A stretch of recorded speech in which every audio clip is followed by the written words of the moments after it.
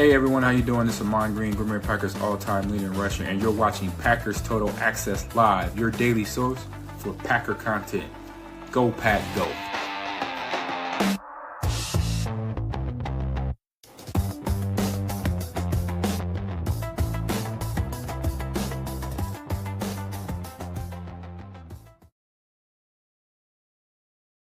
What's up, guys? Welcome into Packers Total Access. My name is Clayton. You can check us out on packernet.com. Find me on Twitter at Packers_access. You can also find our Overflow podcast channel wherever you get your podcast. Just search Packer Fan Total Access. Hopefully, everybody's having an awesome day here on February the 11th. I know we got Valentine's Day right around the corner. Gentlemen, get you get your ducks in one row. Let's say it that way. All right. We used to say get you something in. Get your crap in one sock. Trying to think of how we can keep it PG-13. Regardless, take care of the ladies out there for Valentine's Day, all right? Make sure you get that done. Don't end up in the doghouse. I've already got the reservations set. We're ready to roll. We got all the bases covered. So hopefully everybody is having an awesome February so far. Man, the weather kind of broke down here a little bit. Excited about that.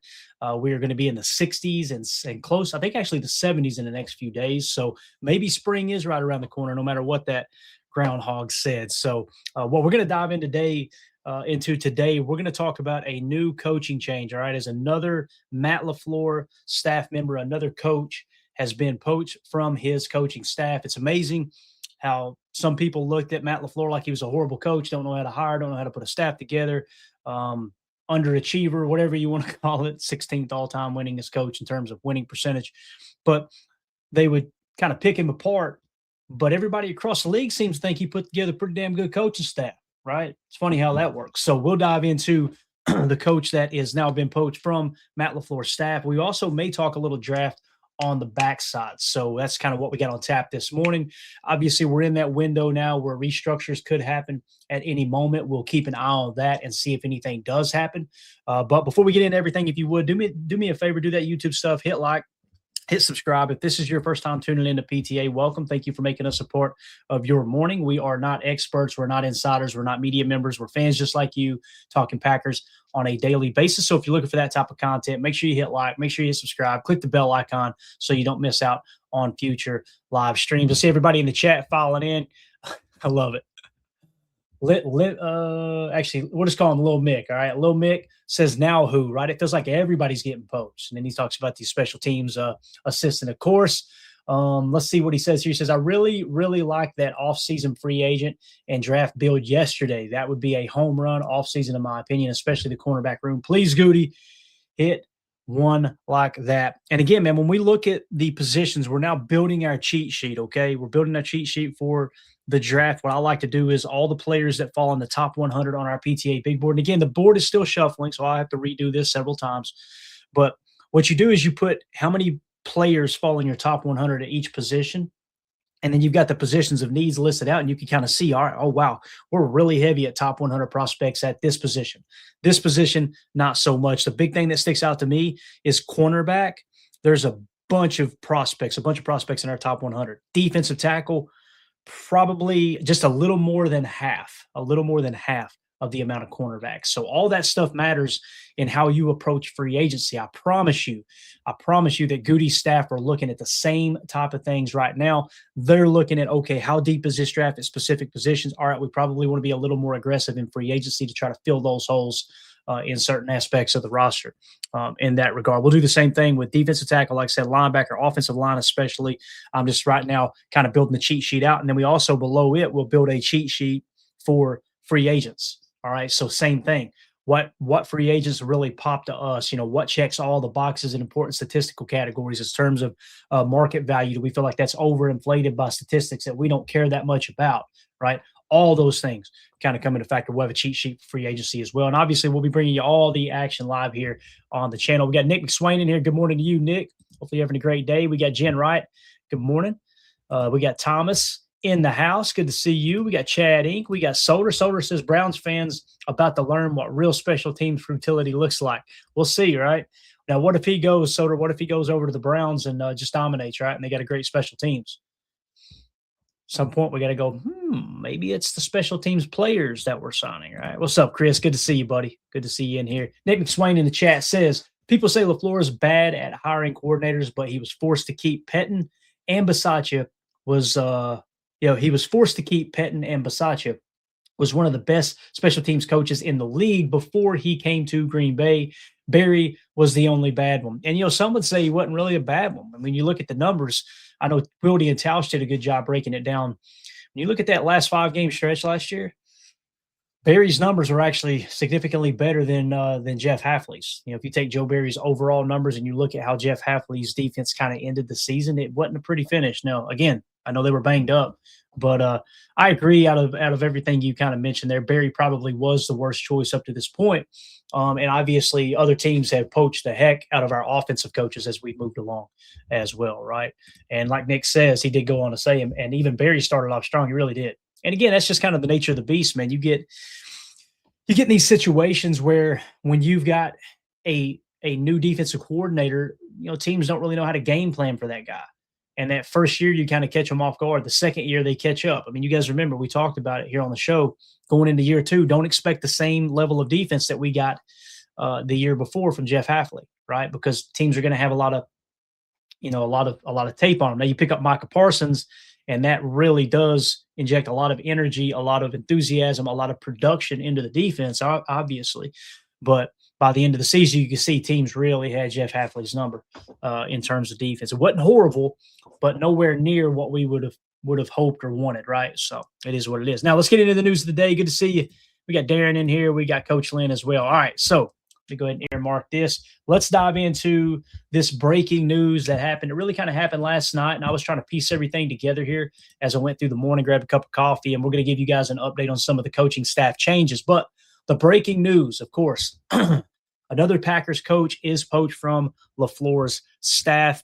You can see we added a coach. We cut one loose. We talked about the new coaching addition there in Will Smart. If you guys want to go watch that video, you can find it. I'll try to attach it to the backside of this video so you have it easily accessible. We did a complete breakdown of his playing career, how injuries cut that short, and obviously what he brings to the table for the Packers coaching staff. Now, Ari Miroff broke the news to the best of my knowledge. It's where I first seen it. Said a source, the Browns are hiring Packers assistant special teams coordinator Byron Storer as their new special teams coordinator, a big hire for head coach Todd Monken. Storer has been a key assistant for Rich Bisaccia with the Raiders and Packers and now gets to run his own unit in Cleveland. Now, it's easy to go, oh, why would they do that? Why would they do that? I don't know. Maybe they're watching the tape and they're going, wow, these players are making mistakes that they're just not good on special teams. Maybe teams are looking at it that way. I promise you this, if Rich Bisaccia got let go by the Packers, he would have a job tomorrow. Now, is it warranted? I don't know. And do I think Rich Bisaccia is a huge difference maker in special teams? I think we would all agree, obviously is not. But to just kind of pin it all on the coaches, and that's why special teams has been so bad when, again, if it's one special teams coordinator, you go, okay, he was bad at his job. All right. If it's second one, you go, you kind of start to see a trend. Maybe it's how we're building the roster. Then you get to the third special teams coordinator and they're still bad. And now you get to the fourth special teams coordinator and they're still bad. I'm sorry, man. I just don't want to keep beating my head on the table, pretending like it's all of these coaches are just all horrible. That's the problem. It ain't the problem. It's the priority that you put in your special teams unit, in my opinion. And here's the other thing. We can't rule out, if I were to try to flip the coin here and look at it from a different angle, we can't rule out that Matt LaFleur went to Byron Storer and said, hey, we're going to move in a different direction. We're going to bring in another assistant for Rich Bisaccia. I think we would all agree that's kind of what we wanted. We wanted something to change. You either build the bottom half of the roster to make sure that your special teams is a priority, or maybe you do have to go change the coaching staff and shake it up a bit. But when you look at it from that angle, if he did go to Byron Storer and say, hey, man, you need to go looking for other work, that didn't get leaked out of the building. And also, the Browns hired him pretty quick, right? This is a poaching. This isn't like he was cut loose. He was told he was going to be cut loose. Therefore, the Browns decided they wanted to hire him. This is somebody that the Browns went through the entire league and said, all right, this is the dude we want to run our special teams. I'm excited to watch it because, again, if Byron Storer, if he goes on to do great things in Cleveland, and we look up and go, okay, wow, they've got a top 15 special teams unit, which they're probably already ranked ahead of us, right? So if they're already ranked ahead of us in special teams, I'm assuming they are. Maybe they're not. But, portion of the fan base talks like our special teams is just absolutely horrid, right? So if that's the case, I imagine they would have a better special teams than us. And if that's the case, and he goes over there and they get even better or they finish ahead of the Packers, I mean, who was it then? Was it the players or was it the coaches? Right. So again, that is the big change. There is the special teams, the assistant special teams coordinator, and Byron Storrs, second in command of the special teams, only behind Rich Bisaccia, your assistant head coach, is being hired by the Browns as their new special teams coordinator. Now, let's get into some of the coaching staff changes real quick. Again, I just try to update this as often as I can using AI, just kind of give you guys an idea of what's changed on the surface. So outgoing coaches, obviously Jeff Hafley was your DC last year. He goes to Miami to be the head coach. Jonathan Gannon replaces him here in Green Bay. Obviously Gannon, former Cardinals head coach and Eagles DC, orchestrated the NFL's #1 pass defense in 2022 and led a unit that recorded 70 sacks. Now, your defensive passing game coordinator was Derek Ansley. He decided not to return. I think he got a job somewhere else, if I remember correctly. So he got word, I'm sure, that Bobby Babich was going to be our defensive passing game coordinator. That might have been something that Matt LaFleur told him, hey, look, here's the direction I'm going in. You can still stay on staff, but it's going to be a demotion. He chose to go somewhere else. But obviously Bobby Babich, the former Buffalo Bills defensive coordinator, developed all-pro Matt Milano as a linebacker and led the NFL's #7 total defense in 2025. Now, defensive backs coach was Ryan Downard. He also leaves with Jeff Hafley to the Miami Dolphins.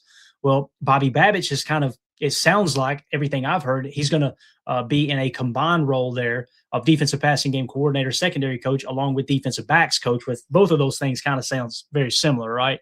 So it's probably going to be a combined role. Now, not only did he have experience coaching Matt Milano up to an all-pro level of play at linebacker, he also coached Jordan Poyer, all right, and Micah Hyde. Jordan Poyer, under his tutelage, was a first-team all-pro, and Micah Hyde was a second-team all-pro. All right, they both had career best seasons under Bobby Babich as their defensive backs coach there, okay?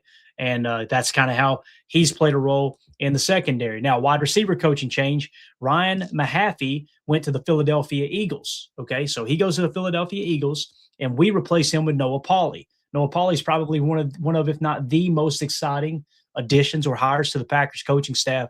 Obviously, he has a Christian Watson connection there, former North Dakota State University coach who developed Christian Watson, joins from Penn State. He also led Iowa State to a top-tier passing attack. So, again, when you look at Noah Pauley's background, his history, he coached up Christian Watson at North Dakota State, okay?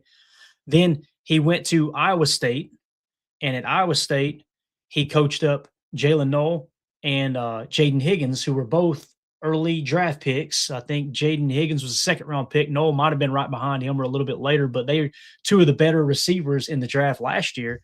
Matter of fact, I might have it right here in all of my cheat sheets just to give you guys an idea where we had them ranked roughly, if I could find it, because I know we had a good grade. Actually, that's the wrong one. That's from last year. This is exhilarating content. I want to make sure I get it right here. Let me give you the scores for Jaden Higgins and Jalen Noel. Just a second.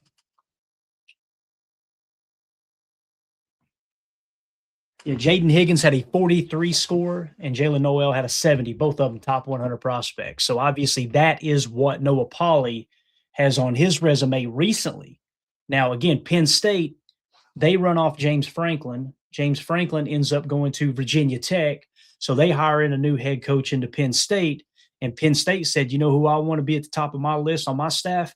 I want to go get Noah Pauley from Iowa State. So he goes and hires Noah Pauley, and before he could even get one toe in the building, Matt LaFleur said, nah, Noah, come on over here to Green Bay and be our wide receiver coach. So obviously Noah Pauley wanted to get to the pro level and not hang around in college for too long. So again, that is your new wide receiver coach. Now, linebacker coach, Sean Duggan, he left to the Miami Dolphins with our boy Jeff Hafley. He is replaced by Sam Cephas, all right? And with Sam Cephas, what you're getting is system continuity. You know, he was the former Cardinals linebacker coach under Jonathan Gannon, a Conomowoc native with deep Wisconsin coaching roots. He was at UW-Madison, Platteville. Okay, so that's a guy, Wisconsin native, that has system familiarity, you know, continuity, if you will, with Jonathan Gannon, who comes over from the Cardinals. Now, what are we still looking to replace here? A couple of different things. Actually, let's go to Will Smart, then we'll go to be determined. Okay, so Will Smart was the hire yesterday, right?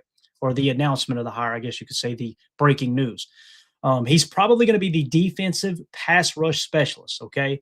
Now, it's kind of listening as a new role. That's the only thing that was kind of reported is he's going to be a pass rush specialist. Will he take over for Wendell Davis, who was the defensive quality control, and then just kind of really key in on pass rush? That could be the case, right? Because Wendell Davis, obviously, he was the ball king. He left to the Miami Dolphins with Jeff Hafley. So it's kind of to be determined to see who, fills that role. And it says these roles are typically filled following the secondary coaching wave. So is Will Smart going to be that guy? I don't know. Because again, if you list him as defensive pass rush specialist, that is a new role. Now he could be an assistant to DeMarcus Covington. It sounds like that's what he's going to be, is he's going to be working under DeMarcus Covington. So maybe they just stamp him with defensive quality control. I don't know. But he is a rising star. He joined from Vanderbilt, okay? He's a former Wake Forest player and defensive specialist hired to refine the front four rush under Gannon. So again, that is just kind of the quick breakdown of the changes that have been made. And you still got a few voids here, okay? Quarterback coaches. Sean Mannion ends up getting the OC job in Philly. Again, people calling for Matt LaFleur to be fired. And then you got the Philadelphia Eagles going, man, we need to go get our next offensive coordinator. What is a team that just exuberates excellence on the offensive side of the ball? Where can we go into their organization and find a young, great mind because they've got such a good offense? Oh, let's go to the Green Bay Packers and let's hire their quarterback coach, Sean Mannion. He'll be our new offensive coordinator. First-time offensive coordinator. Guys, that means a lot too. You're kind of rolling the dice on a guy who's never called plays, right? Who's never been an OC before. So again, it's just another tip of the cap to Matt LaFleur and the staff he's built. So obviously Sean Mannion goes to Philly. We have not announced the quarterback's coach yet. However, the internal candidates look like it might be Luke Getsy, senior offensive assistant, or Connor Lewis are the early names to watch. So Luke Getsy already in-house. I think Connor Lewis is one we interviewed for maybe. I could be wrong. You guys double check that. And that's what we're looking to fill there. Now, obviously, the assistant to special teams coach. Every time I say assistant to the special teams coach, I want to say assistant to the regional manager. If you guys watch The Office, you know exactly what I'm talking about.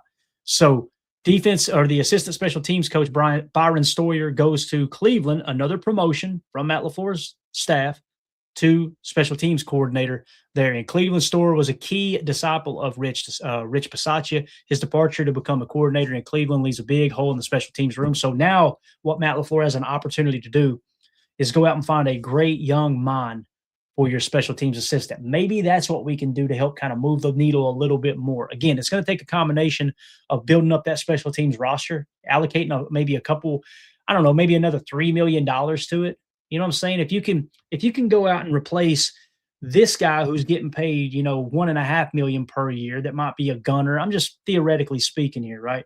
Or maybe somebody who's in on kick protection, on field goals off the wing there, right? Kind of like what Mercedes Lewis used to do, right? If you're paying that person, I don't know, $800K to $1.5 million, what if you went out and spent just $3 million on that guy to fill that void, whether it's a gunner or protector? Maybe that type of stuff can help with special teams as well, right? Again, I think that's an important thing to look into. And the great franchises, the great dynasties in history, one being the New England Patriots, that's what they did really well. They did it really well.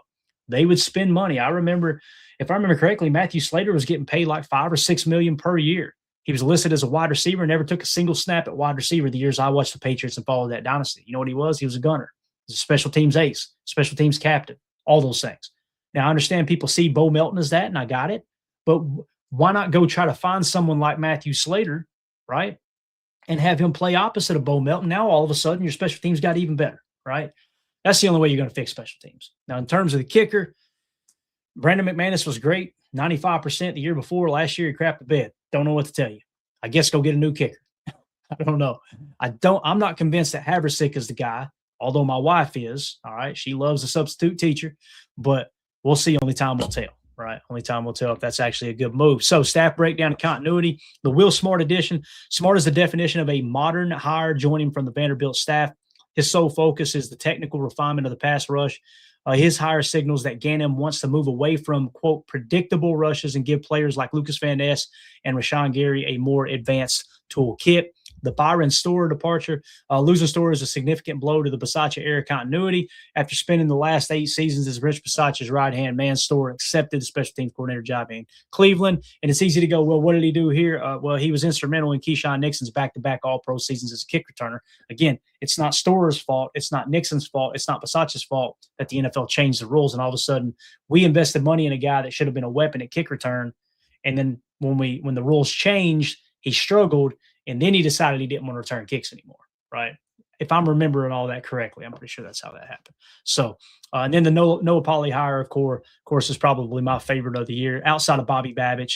This is a major win for Christian Watson. Polley was Watson's position coach at North Dakota State and is credited with turning him into a second-round pick. The move signals Matt LaFleur's commitment to maximizing Watson's wide receiver one potential as he enters a contract year. Also, probably going to work wonders for people like Jaden Reed, right? People like Matthew Golden. I'm excited for Noah Polley to get his hands on these guys. So that is your coaching update. So if you guys are watching this video back later, let me know in the comments, how do you feel? How do you feel about the coaching update? How do you feel about the special teams losing that assistant coach there in Storer? Let us know how you feel about all that. And let's take the conversation over to the YouTube comments. And be sure and hit like, be sure and hit subscribe, click the bell icon so you don't miss out on any future live streams. We appreciate y'all. All right, guys, let's see what the chat's saying, man. I'm going to try to roll back here. It's hard to keep up when we're flying solo. Let's see if we can find. Has anybody got anything they had to say about it? Jen Wright says, feel sorry for Mannion. Bad situation to step into.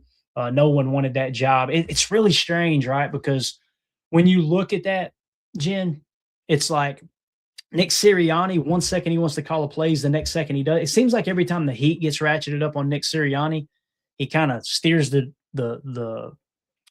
I don't want to say the blame, but he steers the responsibility in the direction of one of his assistants. Okay, we'll just move on from him and get somebody else, right? That's kind of how that feels like it happens.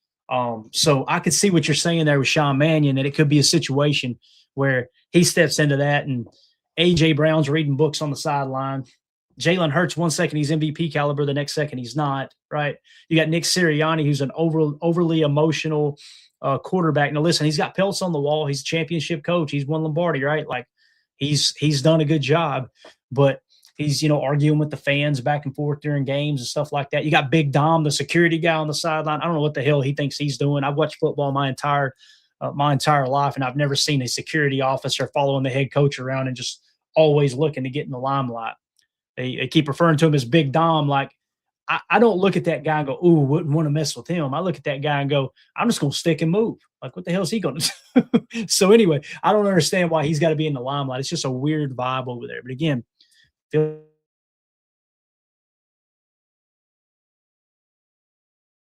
Philly's a wild town. So as you're looking to build your young coaching career, Jen, these are the top of things you got to do, right?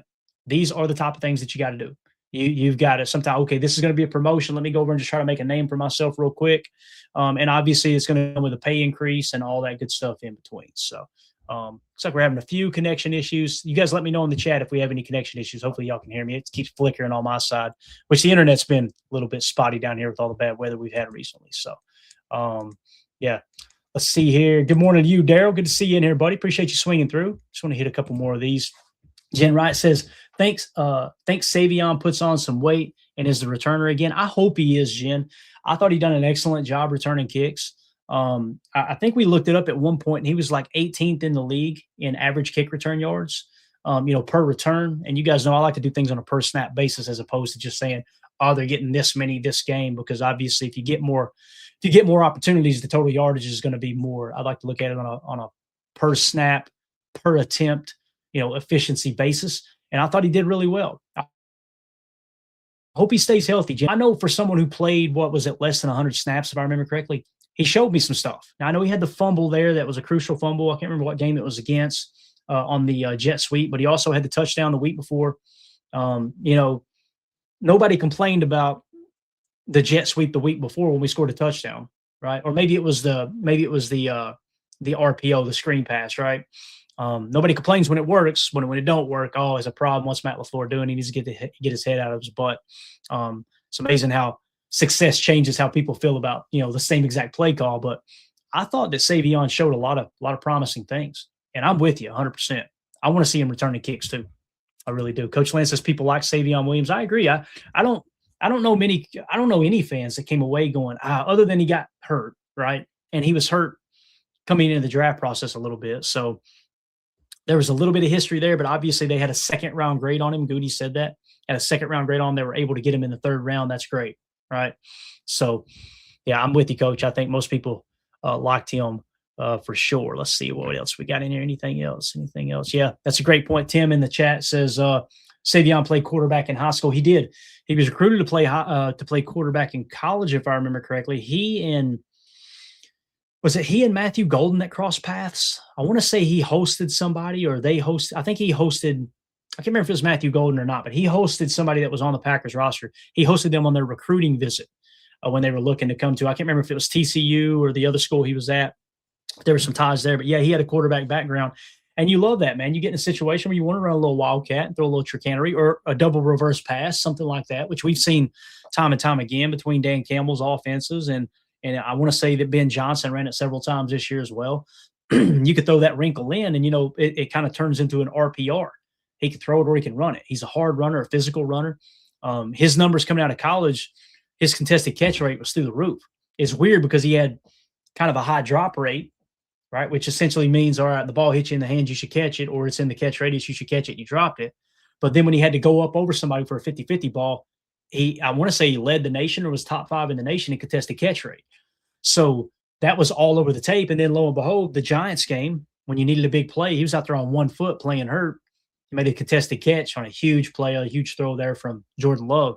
So you've seen the college tape translate over to the pros. I think Savion's going to be great, especially, we talked about Noah Polley and what he can do with Matthew Golden and Christian Watson and Jaden Reed.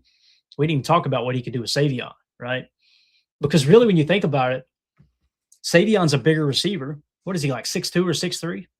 So he's cut a little more from the cloth of Christian Watson than obviously Jaden Reed, Matthew Golden. So who knows, man? Maybe we look up halfway through the season next year and Noah Polley's got Savion Williams playing great, and he's our number 2 receiver. That could be the case. And that's the difference between me and other fans, to be honest with you. And maybe you guys disagree, and that's okay. But I don't care where they're drafted. I remember fans thinking Donald Driver got too many targets. And I'm like, who cares? It's working. Like, I don't care that he was a 7th round pick. Now, obviously, you get 10 years down the road or however long Donald Driver played, he's a fan favorite. But at the time, I remember people complaining, like, we're taking snaps away from this guy. We're taking once you make the roster and you get into camp, I just really wish – I think coaches try to do it, but GMs stay involved, obviously. Forget the draft pick. Forget the salary. Forget how much money they're making. If they're not the better player, get them off the field. That's just the way I see it. So I know there's a portion of the fan base that would be upset if Savion got more targets than Matthew Golden, because what we've seen with Matthew Golden, and don't get me wrong, I hope Matthew Golden, I think Matthew Golden is going to be a better receiver than Savion. However, if Savion's the dude that needs to become the next Tay Adams for this offense, or the next, trying to think, back in the day, Greg Jennings, Jordy Nelson, help, even a James, whatever it is, like whoever it is on this receiving core that needs to be that, great. I could care less.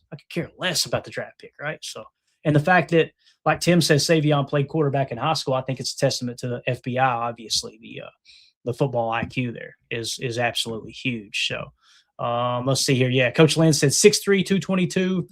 Jen Wright says 6'4", she thought. And it depends on where you go get the information. I think Coach had it right. I want to say it was 6'3" was the official combine measurements. That's what you want to look at, is look at the RAS card, and that'll tell you what they actually measured at the combine. Because, again, you get some of these guys, Diego Pavia, he was listed as 5'10" and 5'11" throughout his whole college career.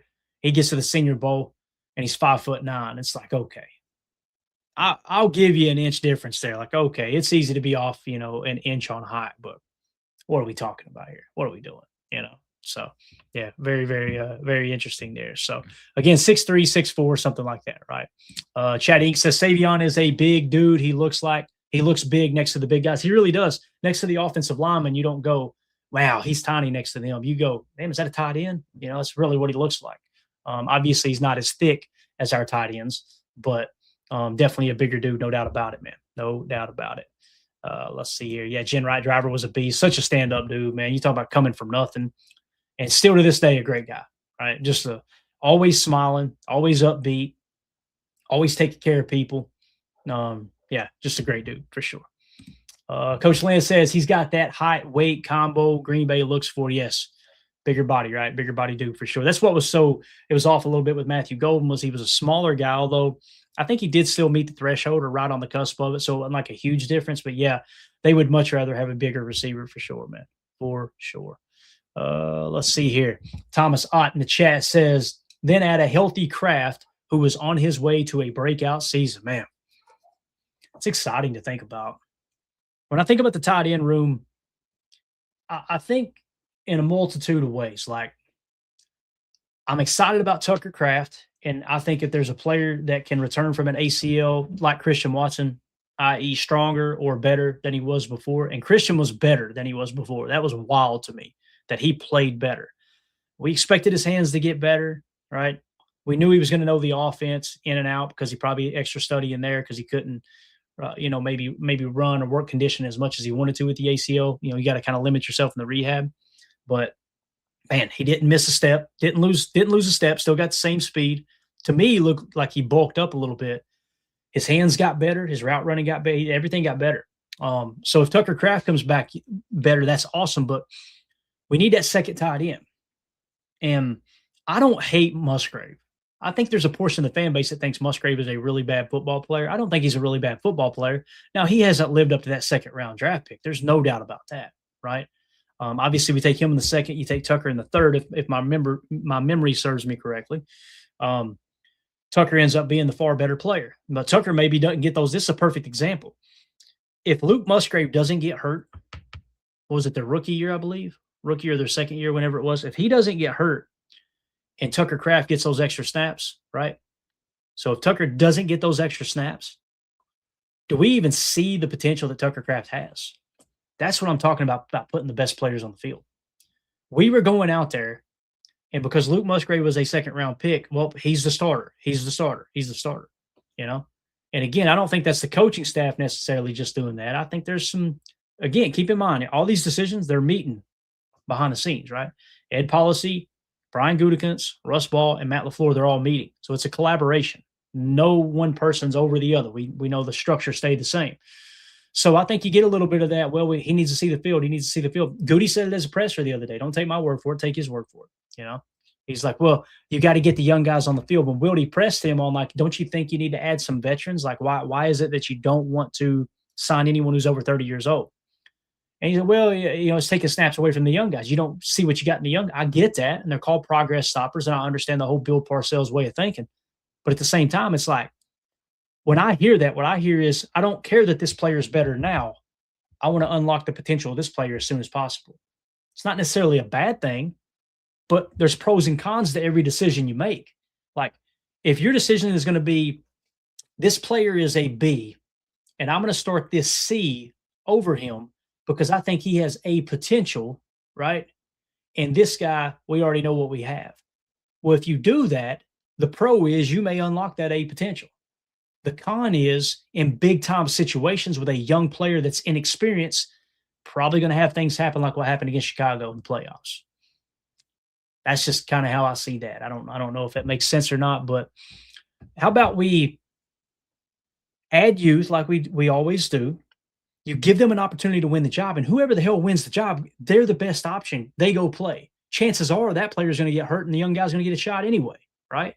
But when you force the young guy into the limelight, when you got someone who's better right now, and then one or two things go wrong, right?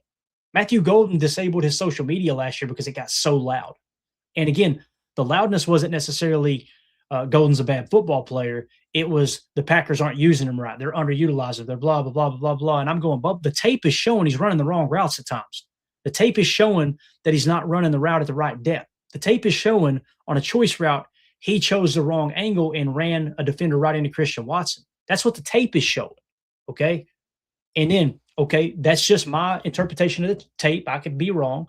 Then Jordan Love comes out in the back half of the season. He was asked in a presser, what changed with Matthew Golden? He seems to, well, yeah, I think he has a better understanding of the offense, and I think he's running much better routes.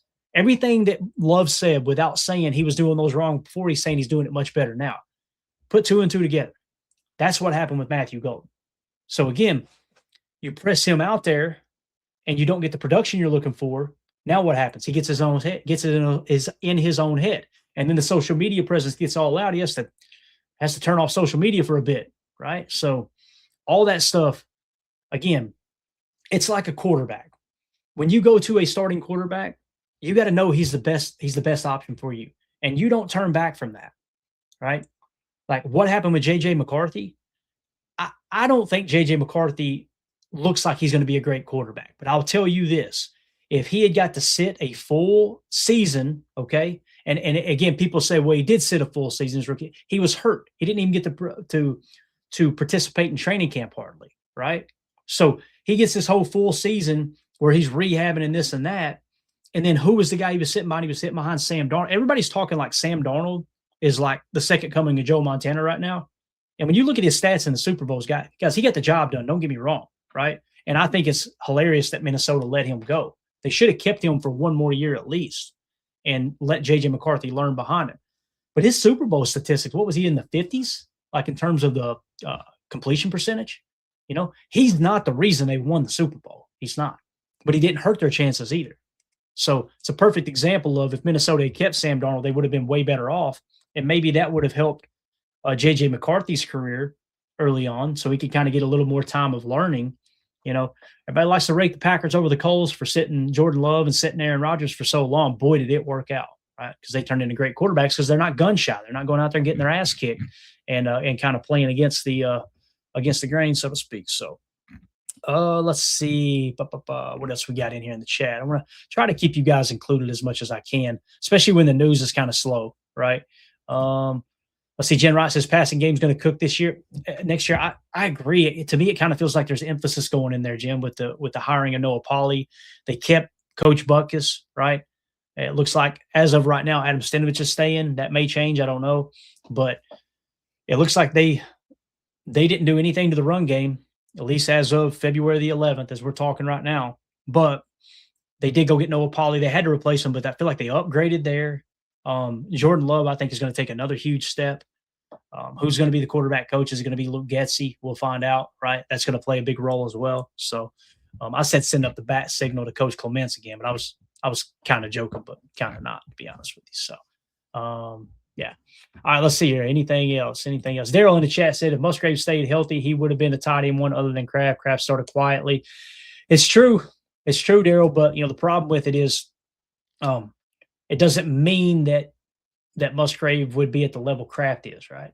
And that was kind of what I was saying is like the thought of Kraft getting limited snaps because Musgrave never got hurt scares me. And I think that's there's a problem with that when it comes to, trying to play players where you drafted them as opposed to, the opposite. So Jen Rice says, can't wait for the offseason when Reed, Watson, Wicks, Golden can work out together. Yeah, the videos are awesome on IG for sure when they start throwing those out.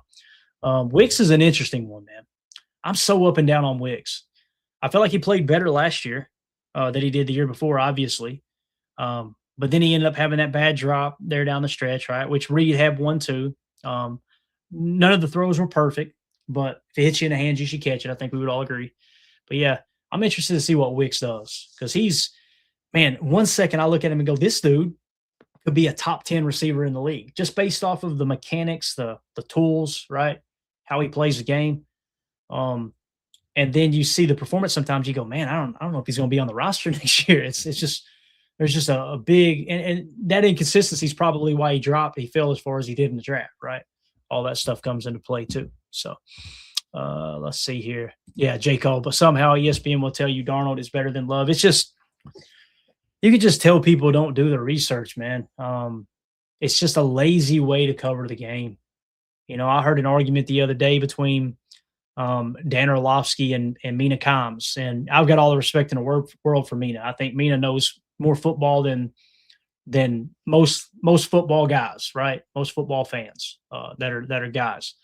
But that was just such an awkward conversation because Dan was preventing facts, and it's like she was not going to hear it. And of course, that's how those shows are That's how those shows are geared. And I'm not saying Dan's perfect. Dan's made plenty of bad takes too, right? He's on ESPN. I think it's a qualification for the job, to be honest with you. But it's obviously it's not as exciting to talk about the things that I talk about, where it's like, okay, here's very matter of fact. Here's what the numbers show. Here's what the tape shows. What do you guys think? Let's bounce it off each other. ESPN is all right. The production meetings. Let's sit down. All right, guys. Here's the plan. Here's the topic. I want you to say this. I want you to say this. I want you to say this. Get very animated. Ready? Break. That's how they run their show. So you're not really learning anything, but I guess it can be entertaining if you like that kind of drama. That's like some people were entertained over this Super Bowl halftime talk. You know, they love the division. They love fighting over it. And I'm like, I just don't get it. I don't understand it. I don't. But that is today's society, man. All right, let's see what else we got here. Hit a couple more. Jen Wright says, Vrabel dapping up, I think is what she meant. Dapping up Love made me smile, gaining respect through the league. Yeah, it was cool. He spotted him and made an effort to go over to him. I like Mike Vrabel. Mike Vrabel's a good coach. He's a good leader of men, you know. If you could take Vrabel's leadership style, and it helps when you played at a very high level and you've got Super Bowl rings as a player, right? Which Vrabel has, I think, multiple rings, if I remember correctly. It helps with the players. But if you could take Vrabel's, the way he interacts with the players and his kind of coaching style with Matt LaFleur's football mind and make that one coach, my God, you probably got a top 5 coach in NFL history, you know? So every coach has got pros and cons. They got strengths and weaknesses. And yeah, Mike Vrabel's a good man, I think. I think he's just that edginess to him, right? He's walking around with a dip in, you know. They said it ain't nothing for people to see him smoke a cigarette. And it's like players are like, this dude's just himself. And how he is with the media too. You know, Belichick was just rude to the media. And that's another reason why he's not going in the Hall of Fame, the first ballot. And I think it's just absolutely weird. It's just strange. It's so strange. It's kind of like when Aaron Rodgers had to speak out about the MVP because, you know, people already said, I'm not voting for him because his stance on vaccination. It's like, what does that got to do with football? Just like, what does the halftime show got to do with football? It has nothing to do with it, right? But with Vrabel, you could tell he doesn't enjoy talking to the media, but he's not rude. He's very stern. You could literally hear it in the reporters' voices. They're like, I ain't saying anything to piss this guy off. I ain't gonna do it. So he handled the media really good as a player too. I remember watching his pressers back in the day and everything. So let's see here. Coach Lynn says Watson has to catch that post in the red zone. Completely agree, Coach. Completely agree. You know, you can say that, Coach, because you played the game. I want to say you were either wide receiver or DB. I can't remember either way. Doesn't matter. Still applies. You can say that because you've had to go over the middle. You've had to go up and try to catch a football as a receiver or as a DB with traffic all around. Me, never having played at a high level, it's hard for me to go, he's got to catch that ball, you know, because I'm going, boy, if he goes up and completely sells out and catches that, you know, because I want to say I don't want to say he short-armed it, but he was like he was expecting the ball in a little bit different spot, but it was definitely on Watson more than Love. Love put it in a bucket, no doubt. But it's like, man, I try to refrain from those type of things, saying those type of things, because I don't know how I could make that catch in that kind of traffic. You know what I'm saying? Like, and you got to as an athlete. I'm not making excuses for him, but I just don't feel comfortable being like, let me tell you what I'd have done. I'd have went in there and taken 3 shots to the ribs and hauled that ball in and lowered my head and went in the end zone, you know? Because, again, I've never been in that situation. So look at that a little bit different, but I respect your opinion on it because, like I said, you've lived it, man. You've lived it. Yeah, wide receiver. That's what I was thinking. So there you go. Yeah. All right, let's see here. What else do we got? People together. I want to make sure. I got to be careful. Anytime I mention the Super Bowl, I can't just throw comments up because it might get out of control. So, or the halftime show, rather, not necessarily the Super Bowl. All right, cool. I think we're good. Guys. Like I said, I just want to get you all involved a little bit while the news cycle was a little bit slow. So that's your breaking news. We got that to you all. We'll edit that out so people can go back and watch it and just get that information and get out quick. I'm trying to make it as convenient as possible for everyone on the show. So when you come to the channel, if you got time to watch a live stream, that's what we want. We want you in here hanging out. We got a bunch of people in here. We greatly appreciate everybody. If y'all would hit that like button. So love having you guys hang out in the live stream, but also I want to make sure that we're editing these out for the people that, man, I've only got 15 minutes. What happened with the Packers? Oh, there's breaking news on the coaching staff. Bang. I can watch that. So I'm trying to get that stuff cleaned up and put on the channel for y'all. So you got that. So, Mike Berry says, not even in the backyard, Clayton. Come on, hey, man, let me tell you, backyard football back home in Kentucky. Ooh-wee. There's few things from my childhood that I really look back on and think, man, that was a great time. And I won't get into the details, but that is one. We had a field. I could pull it up on Google Earth and show it to you. It's still there to this day. You guys got a few minutes. I'm going to do it. Heck with it. Let's do it, man. Let's do it. We'll lose some viewers, but that's all right, man. Y'all want to hang out in here? I'll show you exactly what I'm talking about. Where we played backyard football at, we still talk about it to this day. I got people that message me all the time on social media, and they're like, man, I miss those days. I miss those days. So let me get it up on the screen. This will be fun. I'll show you guys where I'm from. I'm from a small town in Kentucky. It's called Benham, Kentucky. It was known as the Tri-Cities. Let me hit the super chat, and then we'll get back to it here. Thomas Ott with the super chat. Thank you so much, buddy. He says, awesome show as always, Clayton. Best fam on YouTube. Thank you so much, Thomas. We appreciate it, man. You're always too kind to the show. We greatly, greatly appreciate the dono. You are awesome, man. Thank you so much. All right, so let's see if we can show you guys where this old redneck's from. This will be fun. All right. So Benham, Kentucky. All right. So you see the eastern part of the United States. I hate when they do this, how they don't. Listen, I took map reading when I was younger, and if it's not completely set to north and south, I'll lose my mind. All right. So here we go. Benham, Kentucky. You see a big ridge of mountains right here. I'm talking about right in the heart of the Appalachian Mountains. This mountain range right here is the highest point in Kentucky, right there on the Kentucky-Virginia line. Okay. That's called Black Mountain. All right. So you get to the base of the mountain, you can see the road kind of disappears in the woods, and all of a sudden it just reappears right here, right? You go through a small town called Lynch, okay? And once you get through Lynch, you get into Benham. So here's Benham, all right? And I won't show you the exact house, but I lived in this, I grew up, let me find it here. I should be able to find it fairly easy. Yeah. I grew up in this neighborhood right here, okay? That's where I grew up. So dirt box, all that. I had this all in my backyard. We didn't own the land. You see all the logging roads, right? That is, that's owned by a company. It was at the time called Arch Coal Mining Company. They own all this. You see all this mountains. It's just untouched, right? Been all over that with my dirt bike, all over it. Just awesome. I mean, I could literally go to the top of my mom and dad's street, come right up in here, hit the trail on the dirt bike, and just ride for hours. So anyway, down the street, I just literally had to go down the street, and you see this rec park here, right? So you see the baseball diamond. That was an old baseball stadium way back in the day. They tore it down, and it just turned into kind of an extra practice field for the Little League teams. Okay. So that's where that was at. Now, this is what's cool. I wasn't even a Packer fan at the time, but there's a cool story here. So we would make this the football field. Okay. This right here was the football field. So we would kind of run, turn that into a rectangle. We wouldn't paint it off. Obviously, that's where we play backyard football. Now you see these big, what is this right here, Clay? What's that big dirt spot? What is that? That's gravel. All right. This, too, as you got closer over here, was all gravel. Looks like grass is taking it in now.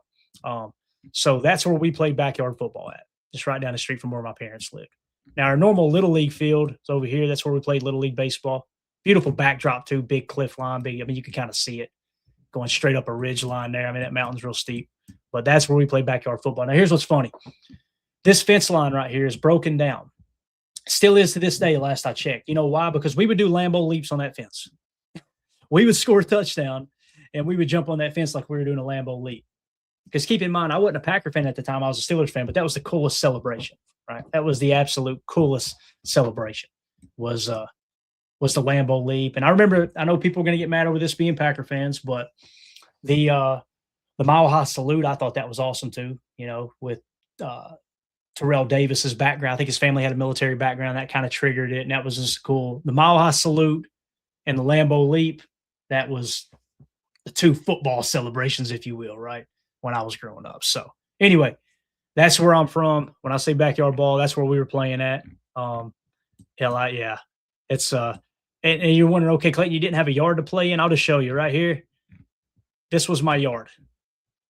That little space was like, and we would play there too.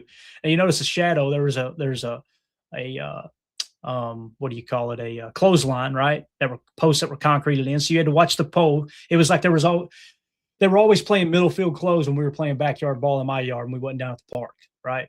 We were always middle field close because if you try to run a post right there, that Christian Watson post, coach, you're going to hit a post. You're going to hit a concrete, a metal post that's concreted in, and you better have your tetanus shot because it was rusted all to hell, man.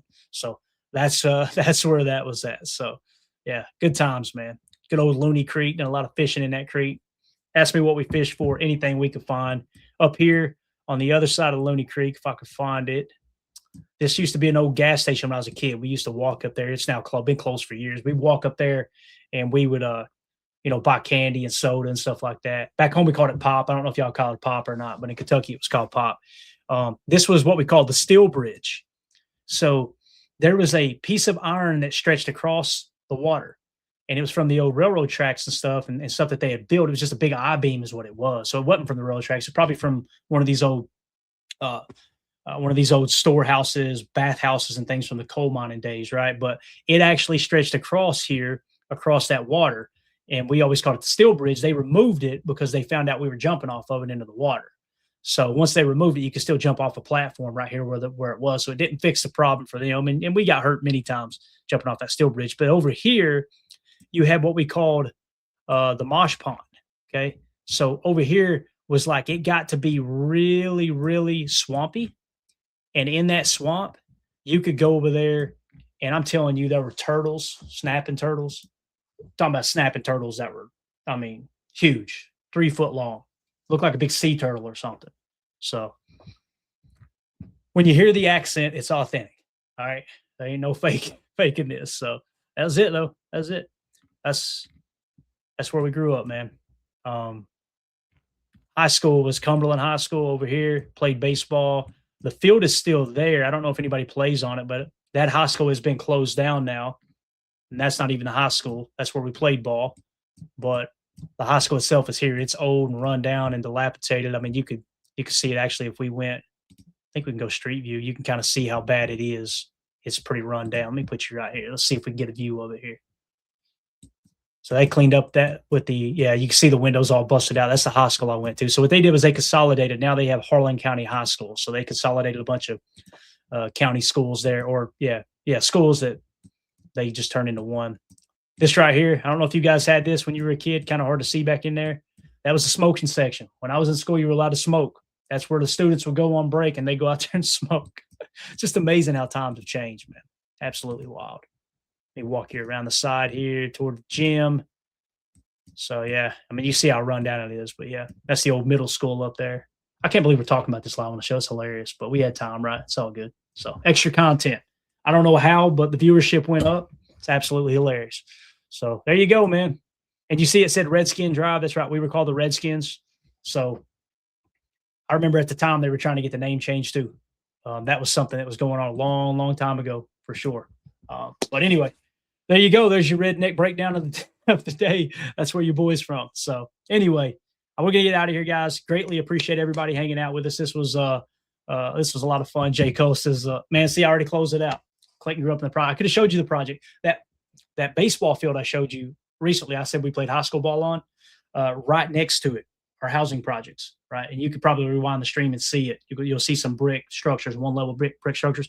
That's where we lived when I was born. So that was my first home. And then we moved from there to the trailer park in the same neighborhood as my wife. They had a much nicer home. Her parents were the mayors. Okay. Both of her parents were mayors at one point, which is hilarious, right? And I was the trailer park kid. And lo and behold, I don't know, about 10 years later, 10, 15 years later, well, about 10 or 12 years later, we meet each other and been together ever since. So it's hilarious, man. Opposites attract, right? Is what it is. I know her mama wasn't happy when she brought me home the first time, but we finally won her over. So now I get along with her mom more than I do her, to be honest with you. So, all right, we're out, guys. Thank y'all. Do me a favor, hit that like button, hit subscribe, click the bell icon. We'll make sure this is edited out so y'all don't waste your time watching this. But we greatly appreciate everybody hanging out. Everybody in the chat, y'all were awesome today. We'll see you guys later this afternoon. If news breaks, we'll go live. If news doesn't break, we may get in here, talk a little draft board, and talk my cheat sheet and kind of show you, all right, here's the top cornerbacks in the top 100 according to our draft board right now. Same thing with D tackle, linebackers, O-line, and then maybe we'll talk a little free agency as well. I like opening it up, though, and being able to just kind of talk ball with y'all. So it's been a lot of fun. But, yeah, appreciate you, iRock. iRock says, go, Pack, go. Amen. Everybody have a great day. We'll see you guys later. My name's Clayton. This is PTA. Go, Pack, go. Here we go. We're out. Bye, guys.